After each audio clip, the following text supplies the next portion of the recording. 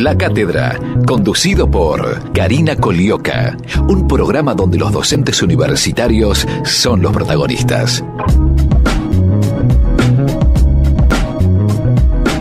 Hola, ¿qué tal? Muy bienvenidos, muy buena mañana de domingo aquí en la radio de la Universidad de Buenos Aires. Esto es La Cátedra, el programa auspiciado por la Asociación de Docentes de la Universidad de Buenos Aires. Hoy tenemos una visita muy especial con un tema muy especial, un tema que realmente nos interesa a todos, nos debería interesar muchísimo más a todos y deberíamos conocer muchísimo más todos. Y vamos a hablar de discapacidad porque estamos con la médica veterinaria Susana Underwood. Ella es la coordinadora del programa Discapacidad y Universidad, dependiente de la Secretaría de Extensión Universitaria, por supuesto, de la UBA, nuestra casa de altos estudios.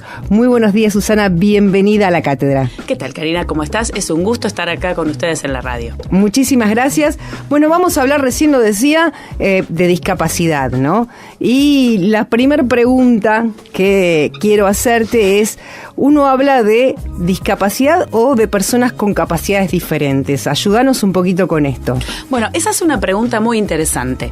La verdad que durante mucho tiempo se habló de capacidades diferentes, de necesidades especiales, que fueron denominaciones muy apropiadas en su momento, en su respectivo contexto, fueron avances, pero a partir del año 2006, en que la ONU sancionó la Convención sobre los Derechos de las Personas con Discapacidad, que fue una convención en la cual intervinieron organizaciones de personas con discapacidad de diferentes países, ellos eligieron denominarse o eligieron ser llamados personas con discapacidad.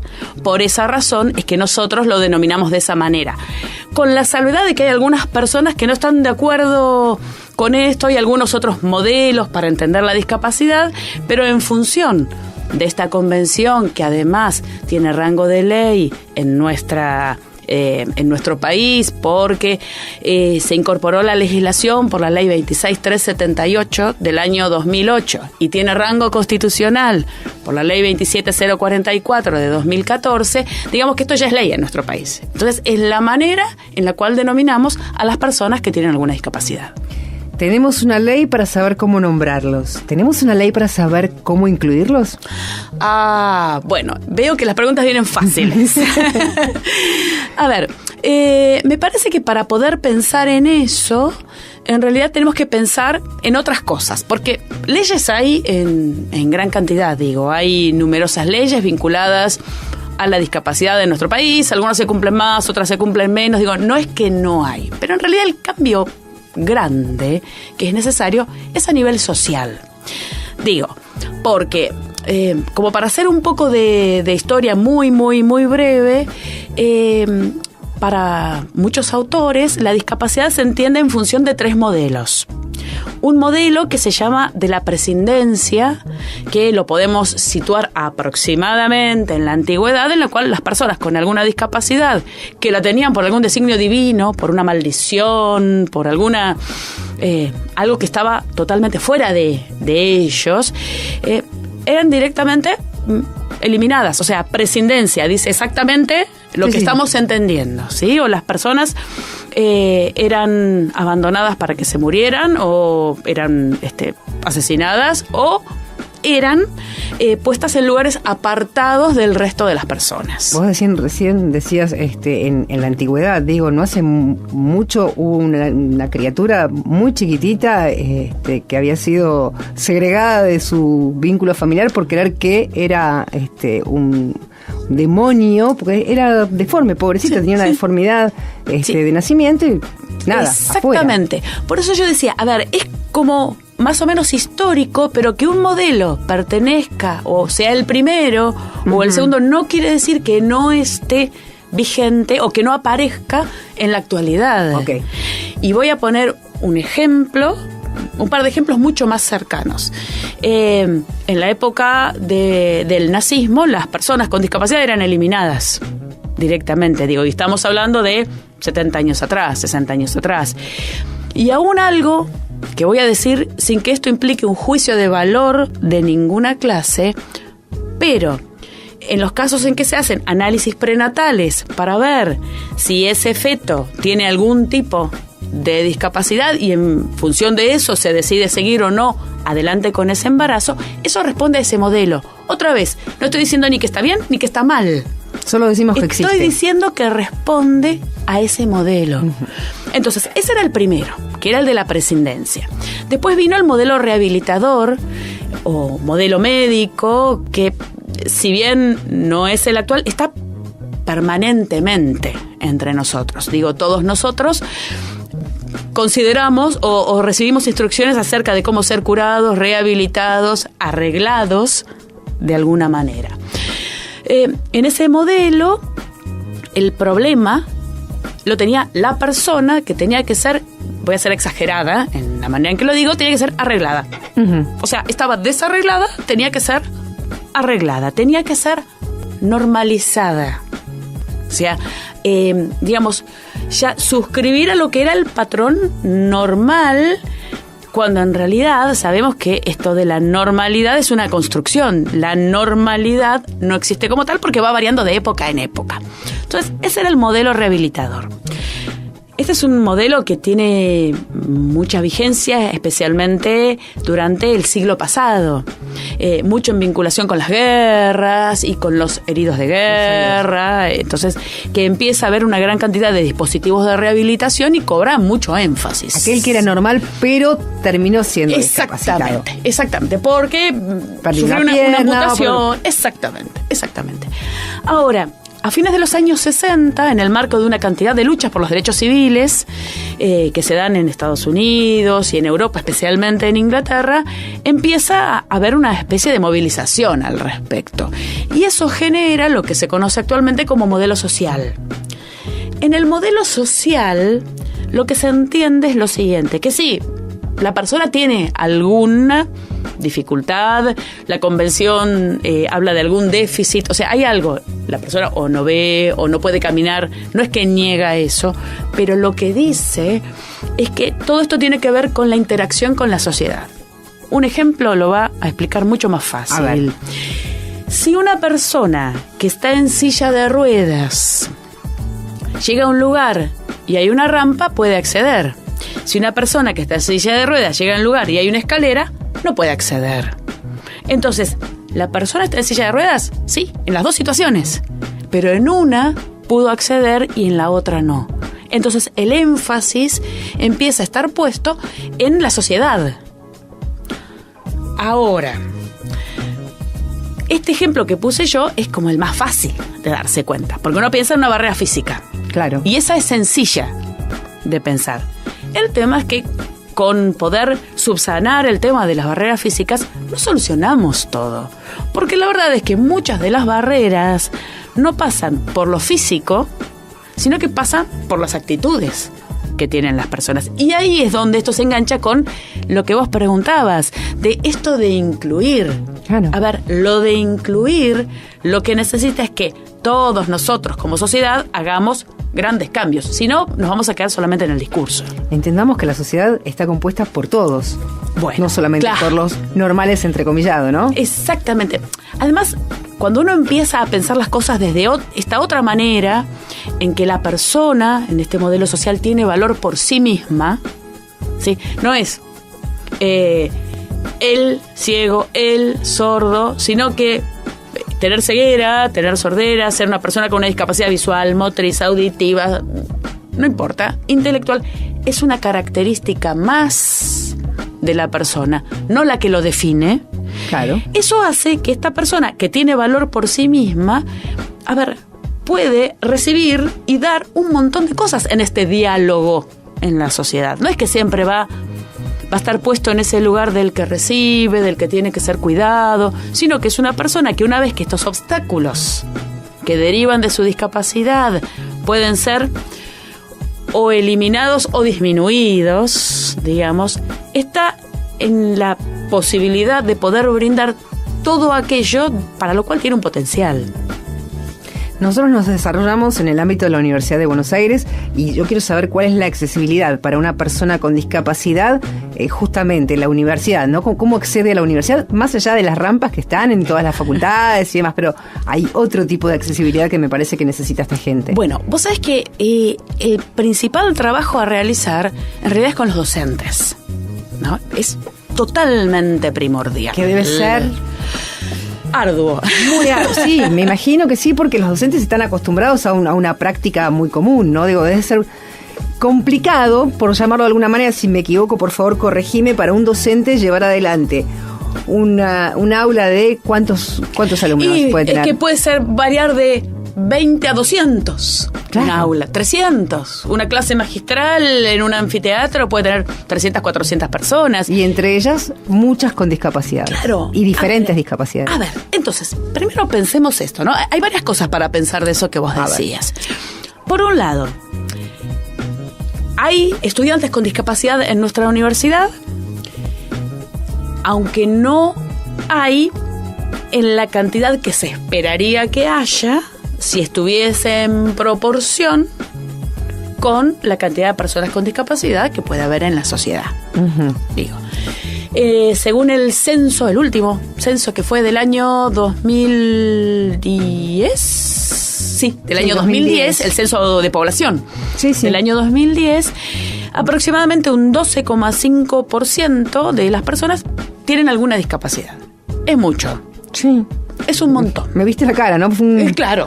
Ahora, muchísimo. ¿hay esa cantidad en la universidad? No. No. De ninguna manera. Tampoco la hay en el sistema educativo en general. Yo te iba a decir, tampoco los colegios ni primarios ni secundarios están... Hay un desgranamiento importante que se va produciendo en el salto de un nivel al otro. ¿Sí? Entonces, hay menos de los que tendría que haber, pero de todas maneras los tenemos con nosotros. Y me parece que ahí está el punto. Nosotros como docentes, a lo mejor... A ver, nosotros muchas veces somos como docentes el reflejo de lo que fuimos como estudiantes y la manera en que recibimos nuestras clases. Digo, más allá de que podemos ir... se espera que vayamos mejorando. Digo, uno tiende a repetir lo que aprendió. Digo, muchos de nosotros, muchos docentes, estamos formados en esto de que todos somos iguales... Y en el marco del todos somos iguales, damos una clase para todos iguales. Bueno, malas noticias o buenas. Primero, no somos todos iguales. Las personas somos todas diferentes, que no tiene nada que ver con lo de las capacidades diferentes, ¿eh? Hablo de las personas somos diversas. Y eso está bien. En todo caso, lo que tenemos que tener es igualdad de derechos. Digo, de ese es el punto, claro. Pero no es que somos iguales, porque vos y yo no somos iguales. Y está bien, porque sería aburridísimo si fuésemos todos iguales. Digo, la diversidad enriquece. Entonces, el primer punto es que nos formaron como con esa idea de somos todos iguales. Y ahora tenemos que venir a romper eso. Resulta que pasamos muchos años dando clases de una determinada manera. ¿Sí? Yo soy docente en la facultad desde el año 92. ¿Sí? Entonces, una X manera. No sé, te enseñaban que para escribir en el pizarrón no tenías que dejar de hablar mientras escribías en el pizarrón para que no se produjera un gran bache.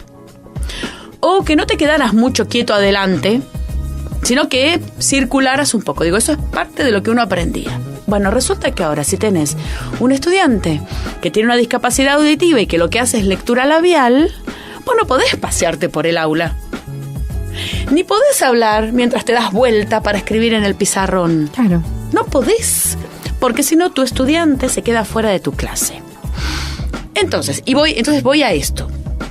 A veces, tener estudiantes con discapacidad en el aula implica algunos cambios importantes. Pero muchos de los cambios que hace falta hacer en el aula no son tan terribles, ¿no? Muchas veces hay docentes que dicen, han acuñado una especie de respuesta que es, no nos formaron para eso. Para esta cuestión de qué hago con este estudiante con discapacidad. No me formaron para romper con el bloque que me hicieron creer que tenía que ser, en realidad. Entonces, a ver, yo primero que digo es, los docentes tenemos la capacidad, la posibilidad, la obligación de reflexionar sobre nuestra práctica docente. Eso es lo primero. Segundo, todos mis estudiantes tienen derecho a recibir la clase, a tener sus aprendizajes, todos. No unos sí y otros no. Digo, no pasa porque yo sea buena y como soy buena, lo dejo venir. Claro. No, tiene derecho, punto. Digo, y hay que ser así de drástico. Sí, sí. Entonces, hay que, a su vez, hacerles sentir a los docentes que ellos tienen en sus recursos aquellos que les van a permitir brindar esa clase más accesible a todos sus estudiantes. ¿Con discapacidad o no? Porque la verdad es que lo que uno ve cuando hace algún tipo de cambio para un estudiante con discapacidad, que a veces ese cambio es bueno para todos los estudiantes. A veces algo tan sencillo como... A ver, yo fui docente muchos años de una materia que utilizaba muchas imágenes. Y nada, mostrábamos la imagen, los hacíamos describir la imagen y llegar a una conclusión en función de esa imagen. Y nunca poníamos el diagnóstico, eran lesiones, nunca lo poníamos. Hasta que cursó una chica, esta chica que yo comentaba, hipoacúsica, que hace lectura labial y que las palabras difíciles se las perdía, las palabras nuevas, las palabras técnicas. Claro. Entonces, ¿qué hicimos? Hacíamos todo lo mismo y después un clic más en el PowerPoint y aparecía el nombre de la lesión. O sea, podíamos seguir haciendo nuestra actividad, que era esto de pensar y llegar a una conclusión, y después agregarle el diagnóstico. Bueno, resulta que eso fue bueno para todos los estudiantes, porque ya les quedaba la imagen con el nombre. O sea, como recurso, fue bueno. Esta chica aprobó, dejó de cursar, se recibió ya, digo, y seguimos haciendo lo mismo. Porque ese cambio fue bueno para todos los estudiantes. Entonces, digo, tenemos que entender como docentes que muchas veces tenemos el recurso para ese. Lo que pasa es que tenemos que movernos de ese estado de... Esto no está hecho con desdén, como de comodidad. Digo, uno se siente cómodo. En una zona de confort. Claro, exactamente. Uno está seguro ahí. Le sale muy bien. Lo hizo muchos años, le sale muy bien. Bueno, hay que salir de ahí. Ahora, con lo que vos me estás contando, a mí se me ocurre que los docentes deberían tener alguna posibilidad de producir sus propios materiales, ¿no? Para poder dar clases. Pero es que eso sería fantástico. Eso sería fantástico. Ahora, también sabemos que a veces no es tan fácil. Depende de las carreras, depende de las materias, depende de las cátedras, depende de muchas cosas que nos pasan a los docentes, que hay mayor o menor flexibilidad para poder generar cambios. Digo, pero ¿no crees vos que debería ser como una materia más cuando uno se va a desempeñar o a desarrollar como docente, una materia más, la de decir, bueno, yo tengo que poder producir mi propio material en el momento en el que a mí me toca una clase que no todo el mundo es que ¿sabes qué está en las mismas condiciones? Claro, pero ¿sabes qué es lo que yo creo? Que eso en realidad, más allá de alguna formación específica que puede llegar a hacer falta, en realidad hay que ir metiendo el tema dentro de las materias de la formación docente. Claro. Directamente, no como una materia aparte. Sino adentro. Que no sea algo que está por fuera, sino que, por esto que te decía, como después termina sirviéndole a todos. A ver, vos terminás siendo mejor docente. Claro. Tus estudiantes, todos, o muchos, terminan aprendiendo mejor cuando vos implementaste esas prácticas. Yo a veces lo llamo la tecnología de la tiza y el pizarrón, porque lo único que había que hacer era escribir algunas cosas en el pizarrón. Digo, a veces... Sí, no había que ser demasiado despierto como para... Para algunas cosas sí, es cierto, hay cosas que tienen mucha mayor dificultad, digo, y hay carreras que tienen mucha más parte práctica, y entonces en las carreras que tienen partes prácticas, ahí eso requiere mucho más, digamos, desarrollo y trabajo de poder pensar cómo hacerlo, pero ahí otra vez caemos en otro punto. Mirá vos. Hace unos meses me consultó una docente de química de la Facultad de Veterinaria porque tenían un estudiante con una discapacidad motriz que le dificultaba ciertas maniobras en el laboratorio. Entonces nos pusimos a pensar cómo hacer, porque la verdad es que este estudiante trataba de hacerlo, pero le era muy trabajoso. Entonces lo que estuvimos charlando fue ¿qué era lo importante?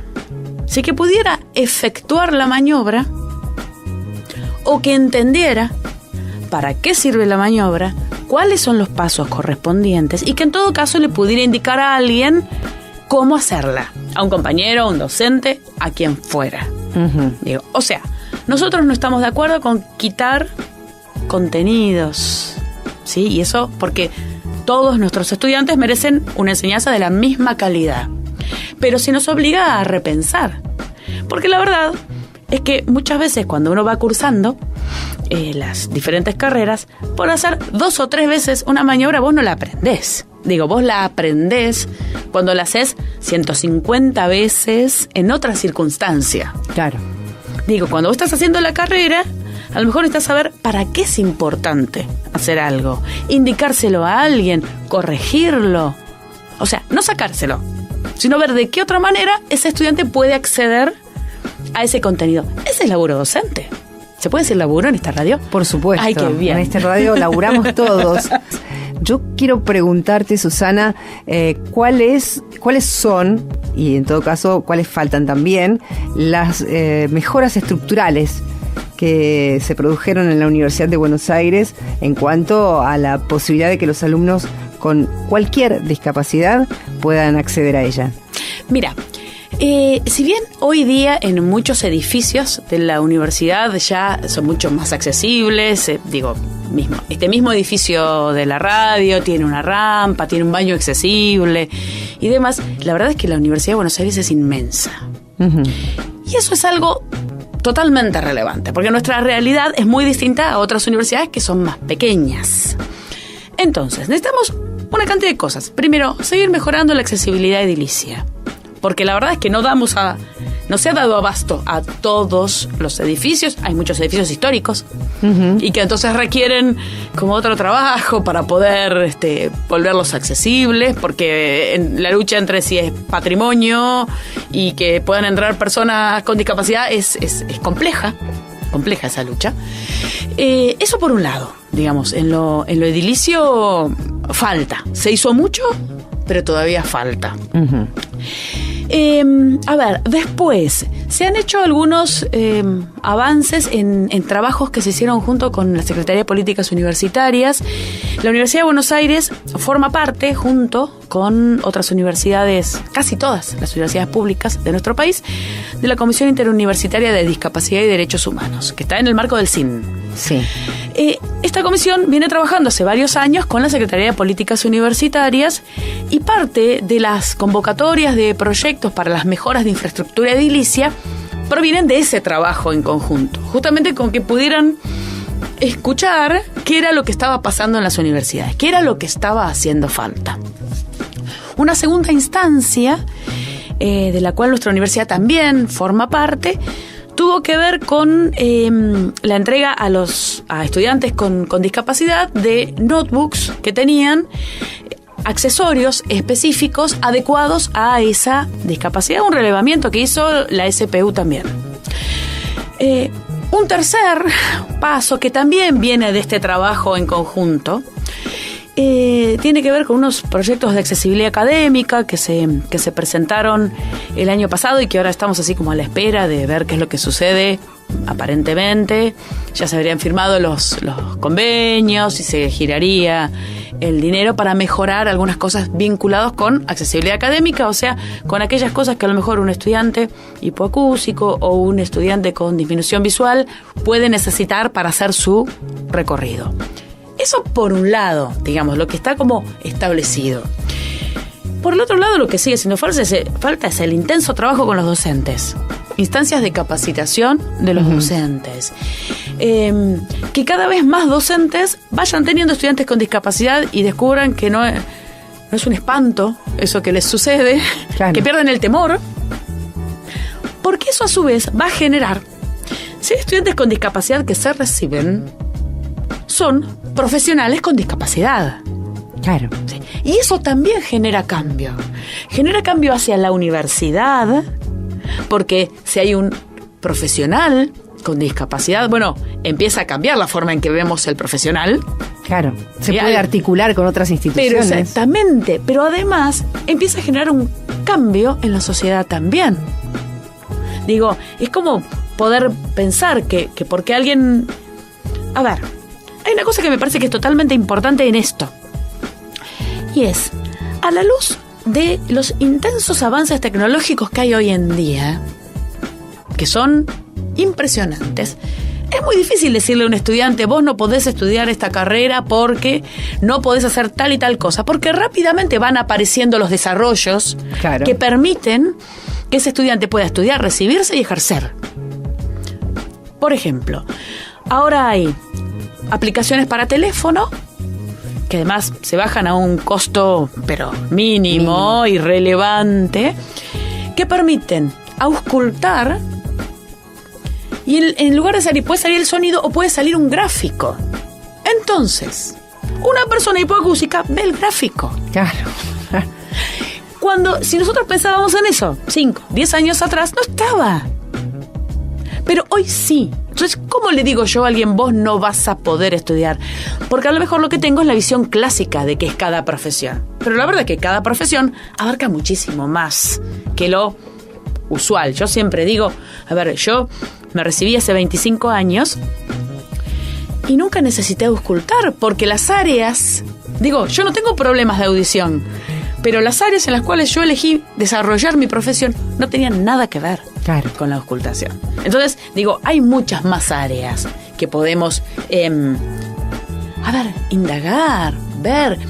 Y a su vez, en este trabajo que se hace con el docente, que yo insisto tanto, porque me parece como que el gran trabajo es que hay que hacer es la piedra fundamental, ¿no? Pero claro que sí.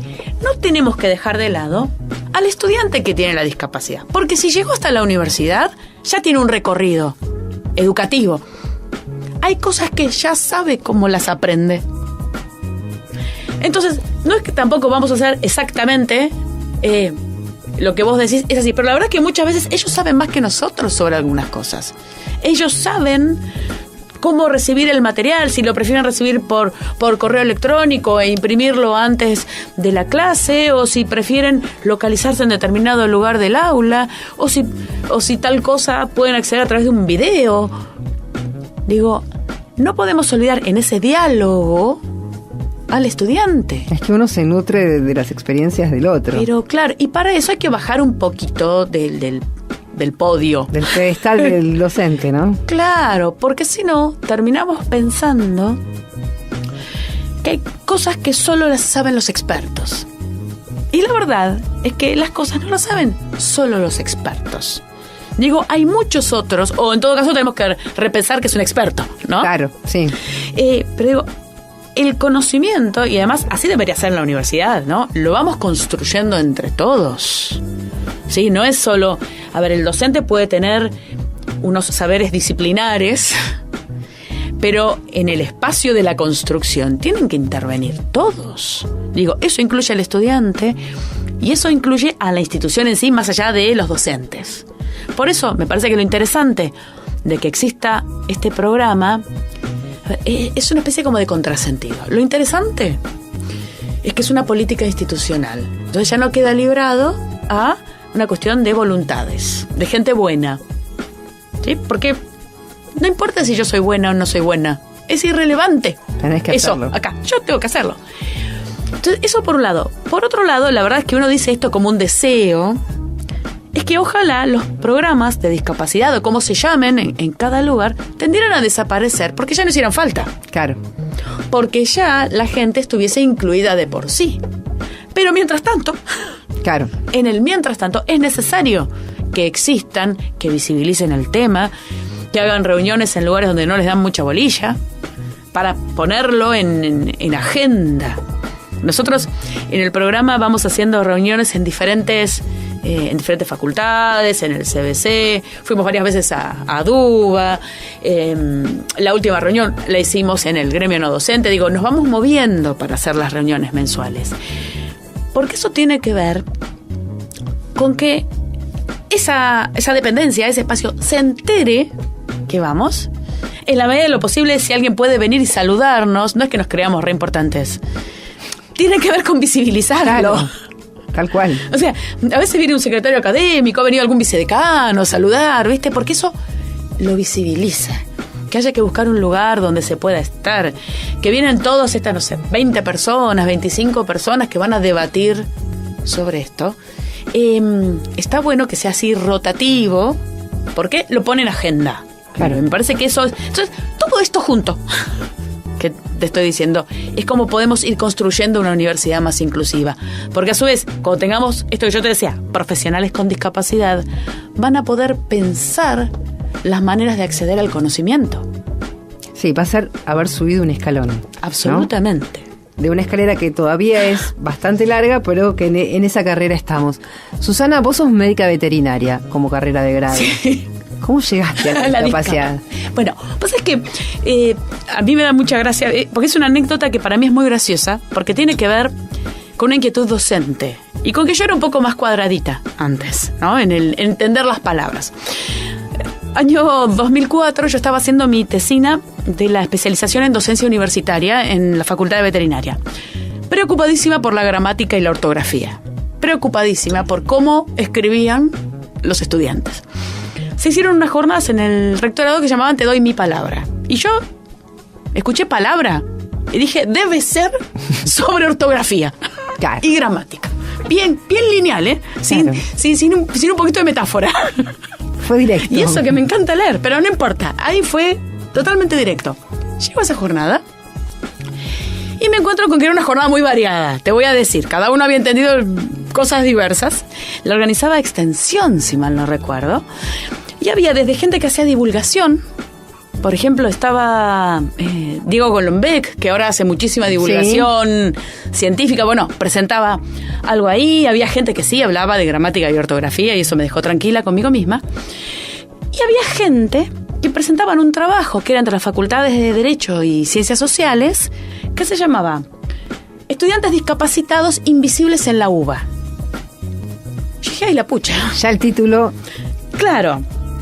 La verdad es que no me pude quedar a escuchar la ponencia por una cuestión de tiempo, pero me acerqué a la gente, me puse en contacto con ellos y ahí me di cuenta que en mi facultad, en veterinaria, no sabíamos mucho de eso.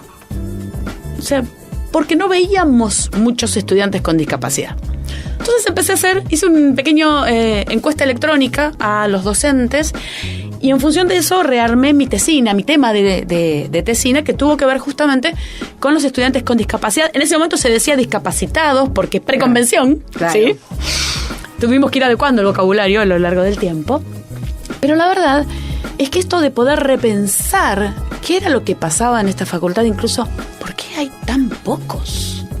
Bueno, claro, hay tan pocos porque asumen las personas, antes de ingresar a la carrera, que es una carrera que como requiere mucho uso del cuerpo, no la van a poder hacer. Entonces directamente, ni siquiera es que los perdíamos, no entraban. Claro. No entraban, digo, y eso le pasa a muchas carreras que tienen práctica. Los estudiantes con discapacidad no entran. Digo, hay que hacer un trabajo muy fuerte también hacia afuera, hacia la sociedad y hacia las escuelas medias, para que sepan que pueden. Mira, te pongo un ejemplo. A ver. Yo trabajo con una con una colega en la facultad, que es esta chica que es hipoacústica, que yo la tuve de alumna y demás, y a veces la llevan de invitada a una radio, a un programa de radio. Todo un desafío, porque además ella no escucha, ella no es una persona que escuche la radio. Claro. Pero estando ahí, ella cuenta... hace lectura de labios. Claro, ella sí, no se maneja hace con lengua de señas. lengua de señas. Solamente lectura de labios. Entonces, ella cuenta su experiencia, cómo trabajamos, qué hacemos con los estudiantes con discapacidad en la facultad y demás. Y cuando alguien le hace una consulta, una de las personas, la locutora, le va modulando cuál fue la consulta para que ella pueda responderla. Entonces, ella responde. En el marco de ese programa, la escuchó un señor en la provincia de La Pampa.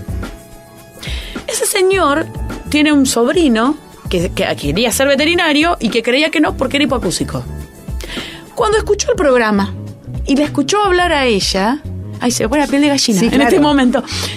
A ver, se lo contó a su sobrino. Su sobrino vino a Buenos Aires, está cursando el CBC para veterinaria, digo, y va a ser veterinario. Claro.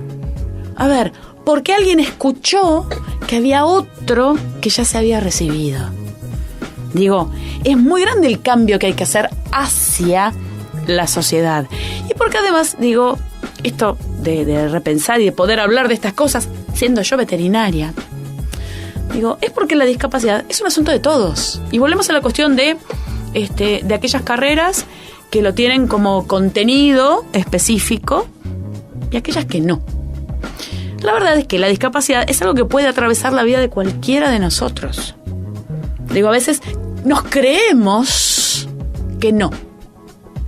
Nos creemos que como nacimos bien, y lo digo irónicamente, porque acá en la radio no se me ve la cara, que como nacimos bien, no nos va a pasar nada. Eso no es así.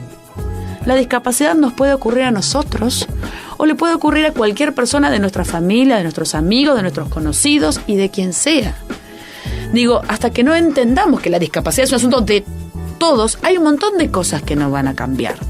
Digo, hasta que no entendamos esto de las personas con discapacidad, que son personas como vos, como yo, como cada uno de los que circulan por acá, hay un montón de cosas que no van a cambiar si la dejamos en un nicho específico. Sí, y que no es que les falta algo, sino que simplemente lo tienen en forma diferente. Claro, es nada más que eso. Es otra cosa. En España les gusta mucho hablar de diversidad funcional, por ejemplo. Ellos no hablan de personas con discapacidad, ellos tienen algo que vienen trabajando hace muchos años que tiene que ver con la diversidad funcional. Y entonces ellos dicen que cada uno de nosotros es diverso y que dentro de esas diversidades también está incluida, esas diversidades funcionales, también están incluidas estas personas que nosotros llamamos personas con discapacidad. Que no es que ni le falta ni nada, claro, sino que son así. Digo, y tienen un movimiento muy fuerte al respecto, ¿eh? Quizás habrá que pensar con la palabra, ¿no? Cómo incluir para que después a partir de ahí se vaya a la práctica.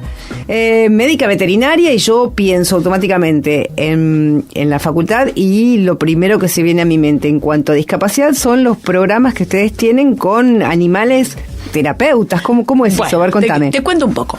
La facultad tiene una tradición bastante larga, desde el año 96 aproximadamente, datan los primeros trabajos, de lo que en su momento se llamaba zooterapia o equinoterapia, digo, y una cantidad de nombres que fueron cambiando a lo largo del tiempo. Y actualmente nosotros estamos hablando de intervenciones asistidas con animales. Y acá, como sigla, digamos, y eso incluye desde lo que son las terapias con animales, que tienen objetivos justamente terapéuticos, tanto físicos como psicológicos, que están llevados adelante por un profesional de la salud, con unos objetivos muy claros, que es evaluado y reevaluado, hasta otras áreas como por ejemplo la educación asistida con animales, que puede ser pensada tanto para personas con discapacidad como no.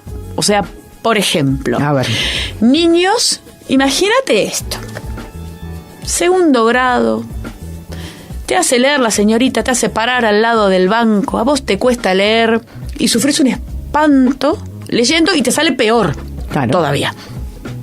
Ahora imagínate que en lugar de pararte al lado del banco y leerle a la señorita y a todos los que te están escuchando, vos le estás leyendo a un perro. ¿Sí? Entonces, digo, lo que genera, hay muchos de esos programas en varios países del mundo que es como, no es lo mismo leer bajo la tensión que leerle al perro. Le cuento al perro. Y eso te quita como un montón de cuestiones vinculadas a las presiones y a lo emocional, que hace que sea más fácil. Por eso, no es solo educación especial, digo, también educación común. Existen otras áreas que son, por ejemplo, que es un área que a mí particularmente me encanta, que tiene que ver con las actividades asistidas con animales. Las actividades que se las sacó de lo terapéutico porque no tenían que ver con esos objetivos y además porque se irritaba mucho algunos médicos y gente del área de la salud cuando los objetivos, cuando todo englobaba, cuando terapia englobaba todo, entonces apartamos algo. Uh-huh. Apartamos. Digo, lo apartaron quienes desarrollaron estos conceptos en el mundo, ¿no?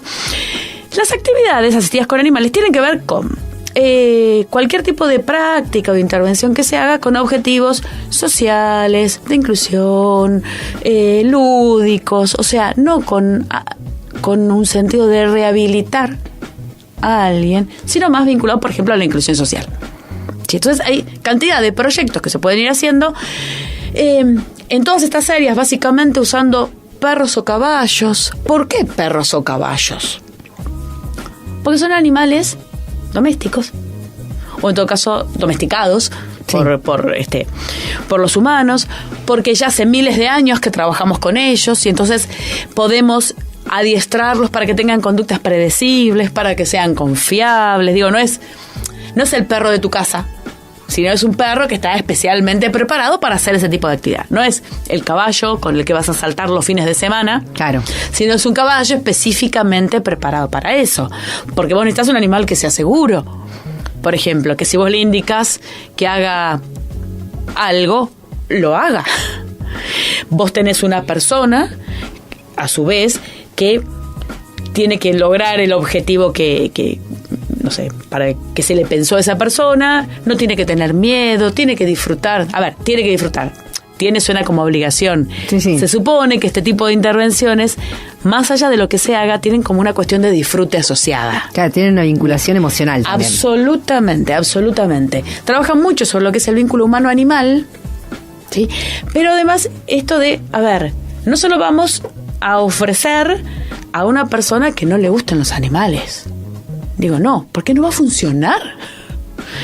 Te tienen que gustar. Una vez que te gustan, podés generar un montón de actividades. ¿Y qué es lo interesante que se generan estas actividades? Por ejemplo, esto que yo te ponía como ejemplo hace un rato de es más divertido leerle al perro que leerle a la señorita de segundo grado.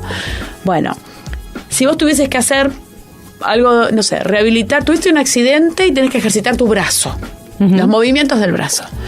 Podés ir al gimnasio y hacer 250 veces el mismo movimiento. O podés hacer ese movimiento cepillando un caballo. O tirándole una pelotita a un perro. Claro. Digo, la motivación es diferente. Eso es lo interesante. Digo, más allá de que el ejercicio en sí pueda ser interesante, la motivación es diferente. Si vos necesitas, por ejemplo, que alguien pueda ir aprendiendo, tiene dificultades de lenguaje y vos querés que pueda ir mejorando esa dificultad, te puede contar sobre el perro, puede llamar al perro por su nombre, puedes tener diferentes animales con diferentes nombres. Digo, el abanico de posibilidades que se abre es amplísimo, amplísimo. En general nosotros decimos que es preferible con estos animales domesticados como los perros y los caballos, ocasionalmente los gatos, pero esos son más difíciles, por esto que yo te digo que son confiables, predecibles, que sabemos cómo se vinculan con el ser humano, a diferencia de otras especies, con las que se pueden hacer otros trabajos. Digo, no es que no se puede, pero vayamos por lo seguro si lo queremos hacer responsablemente. Si no, te vendemos cualquier verdura y sacamos mucha plata. No lo dudo. Y me imagino que para llevar adelante esas actividades debe haber voluntarios, debe haber gente que vos justamente va a la universidad. Mira, justamente, y esto, mira qué interesante esto cómo se engancha. En la facultad, este tema del trabajo con los animales, así vinculado a no solo a personas con discapacidad, porque también ha habido otros proyectos con proyectos educativos o con hogares de adultos mayores. Digo, es muy amplio el universo. Programas de inclusión, digamos. Claro, ¿no? Todo eso empezó en la Secretaría de Extensión. ¿Viste? La Secretaría de Extensión es generador de todo. Todo nace en extensión. Es una usina de pensamientos, de ideas, de pensamiento proyectos, libre, de propuestas, de cosas. Entonces, eso que empieza en extensión fue creciendo a lo largo del tiempo, se instaló como cursos de formación hacia la comunidad. Después empezamos a dar un curso extracurricular para estudiantes de grado, de veterinaria o de otras carreras. El año pasado empezamos a dar un programa de actualización de posgrado para profesionales de cualquier carrera que le interese aplicarlo en sus respectivas disciplinas. Se creó una cátedra libre de intervenciones asistidas con animales que yo tengo a cargo. O sea, fue como tomando otros espacios, digo, ¿no? Incluyó un proyecto de voluntariado que ya tiene, mira, es del año 2009. Este proyecto de voluntariado está financiado por el Programa Nacional de Voluntariado Universitario, el Ministerio de Educación, y tiene estos agentes, digamos. Por un lado, la facultad, que aporta sus profesionales, los guías de los perros y los estudiantes voluntarios. Claro. ahí tenemos dos clases de voluntarios ahí. Uno son los guías de los perros viven con estas personas, que son voluntarios. Pero que son de la comunidad y nada tiene que ver con la facultad. Y por otro lado, los estudiantes voluntarios. ¿Sí? Porque ya desde hace varios años la facultad le está dando mucho énfasis al rol social del veterinario. Tiene una materia que se llama Sociología y un taller de prácticas solidarias, por el cual todos los estudiantes que cursan esas materias tienen que cumplir 20 horas en alguno de los proyectos sociales que tiene la facultad.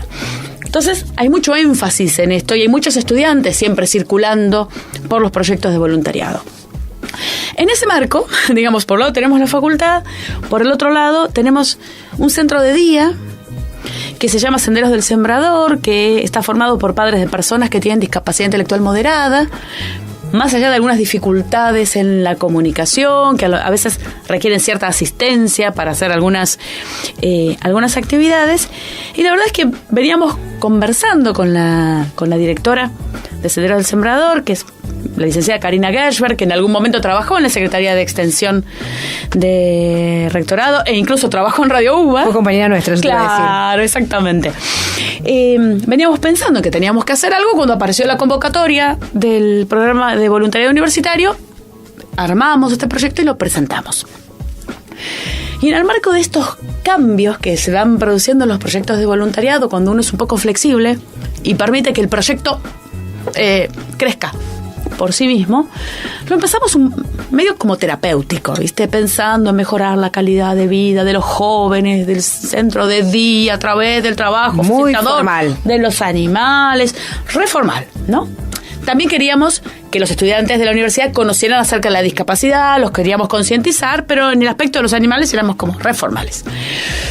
Bueno, en la última presentación que hicimos el año pasado, ya los proyectos Ubanex, ya veníamos cambiando un poco, porque nos dimos cuenta que entre todo ese grupo de personas, ¿sí?, tanto de la facultad como de Senderos del Sembrador, se habían empezado a generar lazos, vínculos entre las personas, relaciones de amistad.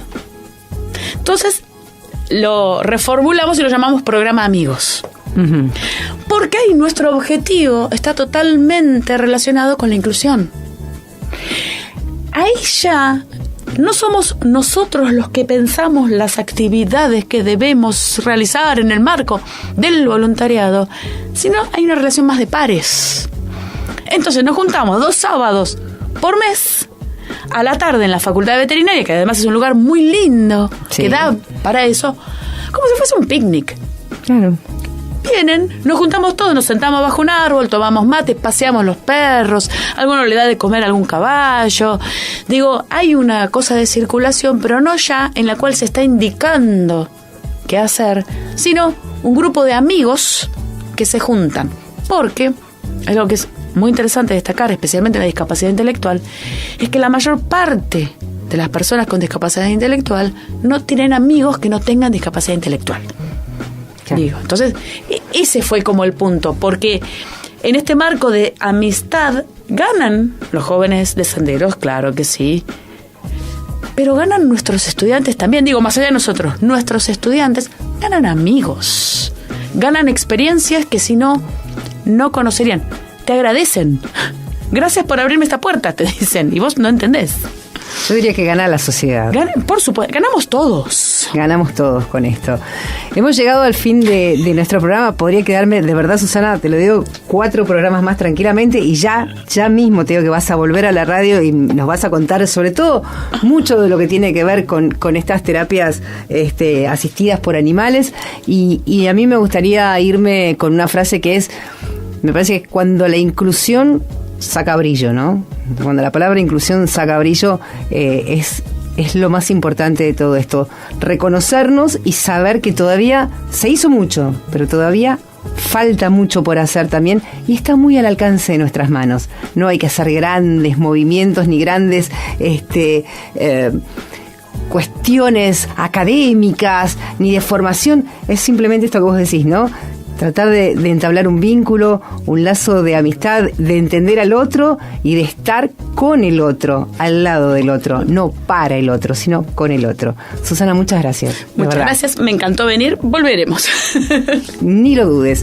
A ustedes decirles muchas gracias como siempre por estar del otro lado del receptor. Nos encontramos el domingo que viene aquí en la cátedra del programa auspiciado por la Asociación de Docentes de la Universidad de Buenos Aires. Chau, que tengan un excelente domingo.